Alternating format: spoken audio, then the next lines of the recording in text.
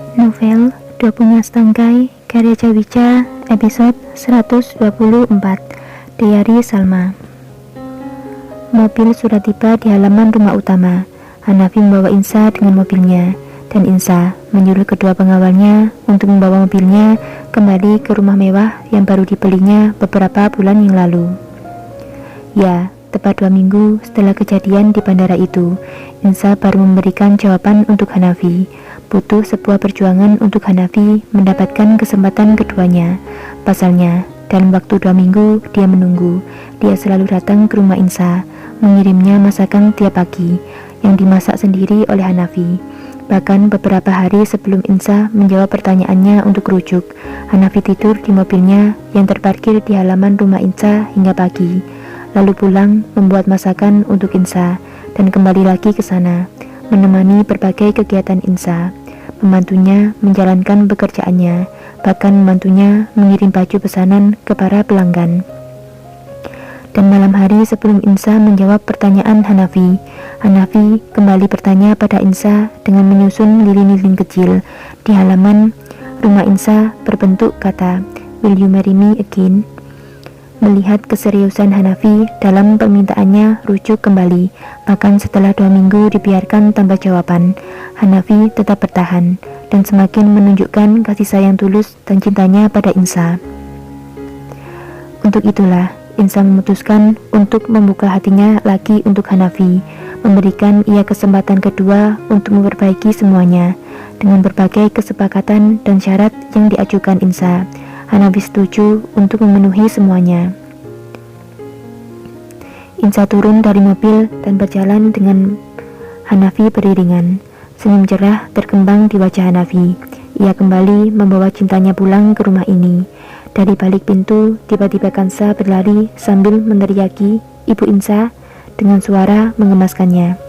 Insa pun cukup terkaget dengan dari mana Kansa tahu namanya, bahkan mengenal wajahnya, karena selama ini Insa tak pernah menemuinya. Ia menoleh pada Hanafi yang hanya mengangkat baunya sambil tersenyum cerah, dan Insa berjongkok dan membiarkan Kansa memeluknya.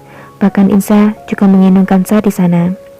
Insa hendak bertanya pada Hanafi, tapi babysitter Mirna tiba-tiba menghampirinya dengan berkata, "Selamat datang Nona Insa." Seakan tahu apa yang tengah difikirkan Insa, Mirna pun berkata lagi, "Iya, Kansa sangat merindukan kehadiran Anda Nona. Tuan Hanafi selalu menceritakan tentang Nona, menceritakan kebaikan Nona, dan selalu bilang bahwa Nona akan pulang dan memeluk Kansa lagi. Kansa selalu bertanya, kapan Anda pulang? Ia merindukan Nona." Insa terdiam sejenak, lalu tersenyum dan memeluk Kansa semakin erat dalam pelukannya. Kansa pun yang mulai aktif berbicara. Ia menanyakan banyak hal pada Insa dan cukup membuat Insa kewalahan dengan pertanyaannya. Ketika pembantu di sana juga menyambut hangat kedatangan Insa kembali, mereka juga banyak mengobrol hangat bersama Insa di ruang tamu. Di tengah obrolan itu, Hanafi pun berbicara, "Bisakah kalian membiarkan Insa beristirahat terlebih dulu? Dia kelihatan lelah. Istirahatlah di kamar Insa." Insa memandang Hanafi dengan senyumnya. "Aku tak akan tidur di sana, Han. Kita belum menikah. Apa kau lupa?" "Lalu kau akan tidur di mana, Insa? Ini kamar terbaik di sini. Kau bisa memakainya. Aku akan tidur di kamar lain." "Tidak, Han. Bolehkah aku menggunakan rumah belakang untuk beristirahat sebentar?" "Tentu saja, apapun maumu. Tapi sebentar, apa maksudmu? Bukankah kau akan bermalam di sini nanti?"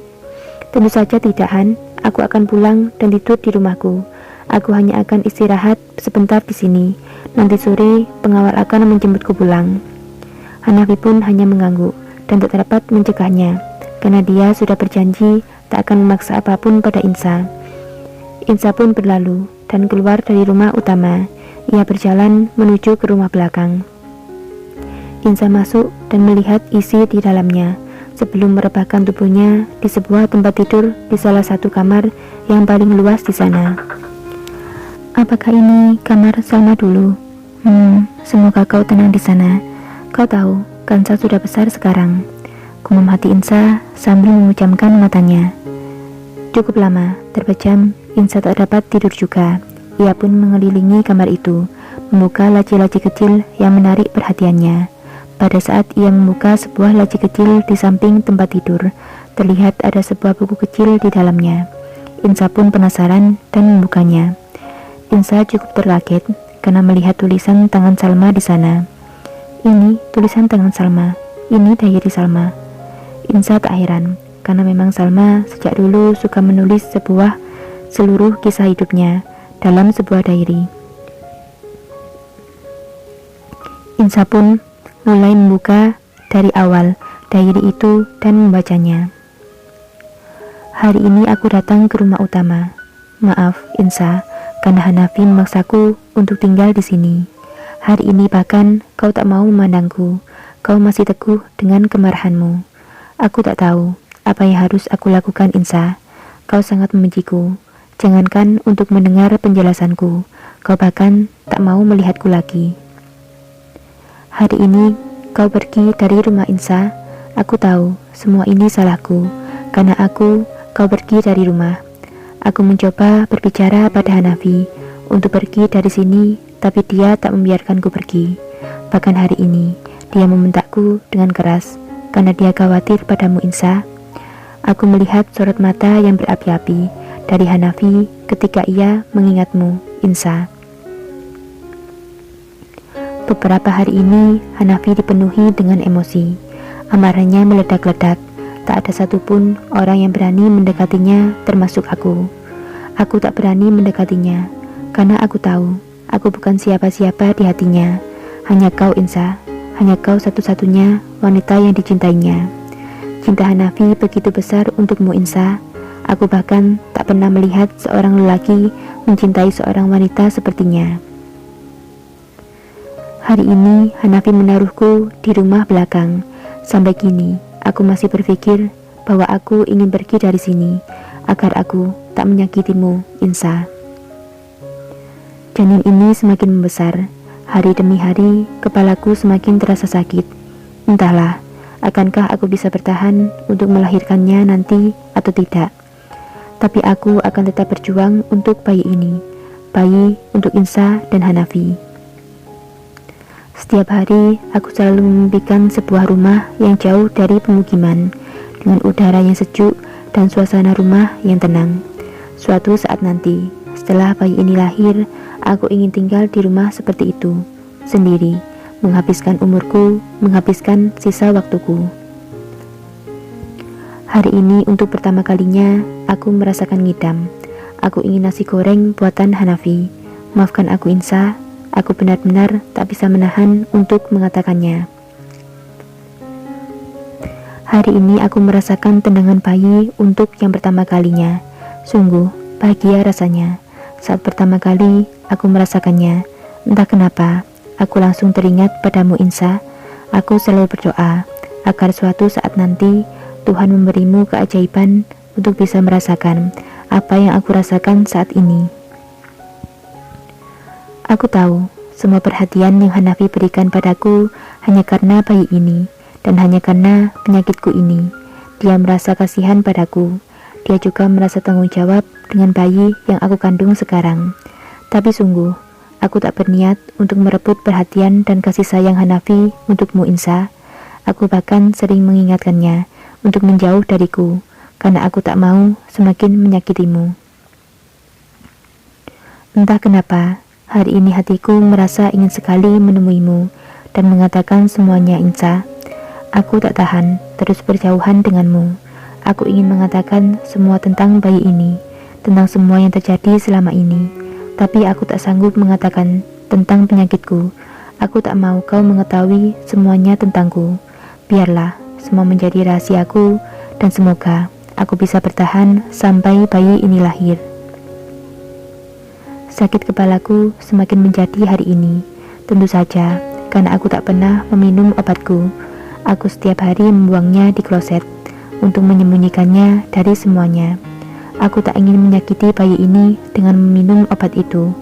Aku juga takut dengan kesehatannya di dalam. Meski dokter telah mengatakan semua aman, tapi aku tak mau mengambil resiko untuk itu. Aku mau melahirkan bayi yang sehat untukmu, Insa. Andai kau tahu Insa, terasa sangat geli saat bayi ini menendang-nendang di dalam sana.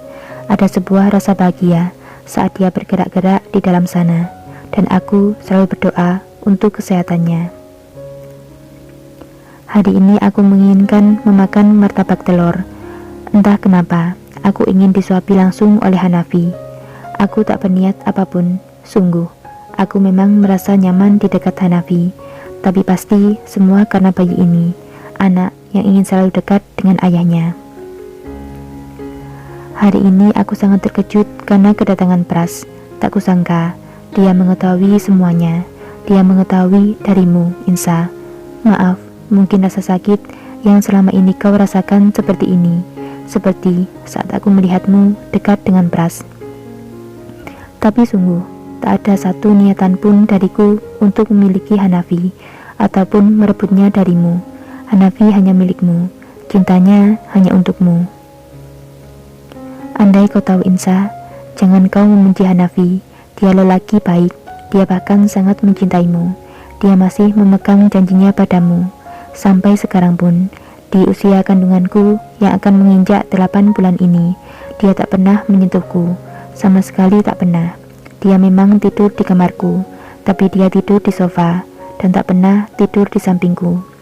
Semua yang dia lakukan untukku hanyalah sebuah rasa tanggung jawabnya kepada bayi yang ada dalam kandunganku, tak lebih dari itu.